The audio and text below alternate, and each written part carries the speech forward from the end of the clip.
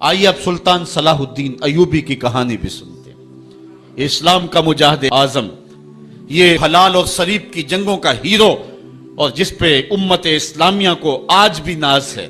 اس کے زمانے میں ریجینالڈ بدبخت ایک انگلستان کے شہزادے نے حاجیوں کے قافلے کو روک لیا اور ان کا سامان لوٹ لیا۔ انہوں نے کہا ہم حج پہ جا رہے ہیں، تو نے ہمارا سامان لوٹ لیا، ہمیں جانے دے۔ تو اس نے دریدہ دہنی کرتے ہوئے کہا بلاؤ اپنے نبی محمد کو جو تمہاری جان چھڑائے۔ بس سلطان صلاح الدین ایوبی تک یہ بات پہنچی تو میں نے تاریخ میں پڑھا کہ وہ دانت پیستا تھا، اس کی آنکھوں میں خون اتر آیا، اس میں کھڑے کھڑے قسم کھائی کہ جب تک اس ظالم کو کیفر کردار تک نہیں پہنچاؤں گا چین کی نیند نہیں سوؤں گا۔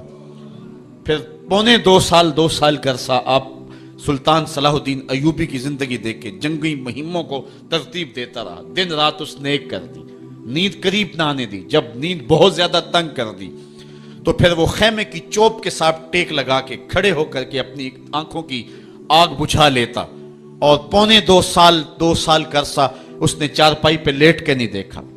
پھر وہ لمحے آئے کہ اللہ نے اس کی مراد پوری کی۔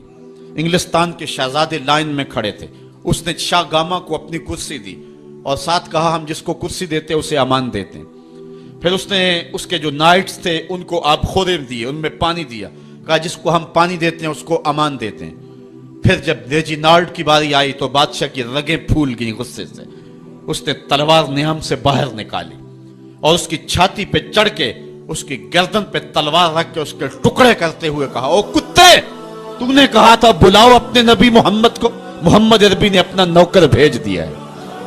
اور اس طرح اس ریجینالڈ کتے کے دو ٹکڑے کر کے رکھ دیے۔ یہ ہماری تاریخ ہے، یہ روشن تاریخ ہے۔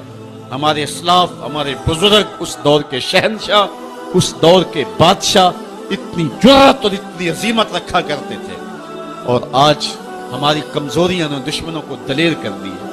کبھی ایسا بھی اندھیر آیا تھا کہ سرے عام یوں توہین اور تنقیص ہوتی ہو پیغمبر حسن اور پیغمبر جمال کی، اور پھر 1.40 ارب انسان دنیا کے اوپر بستے ہوں؟ یہ بھی زمانے نے دن دیکھنے تھے۔ تو امت مسلمہ کی موت واقع ہو جائے اگر حضور علیہ السلام کی توہین باقی رہتی ہے، اس لیے امت کو پوری قوت کے ساتھ کھڑا ہونا ہے اور اپنے نبی علیہ السلام کی توہین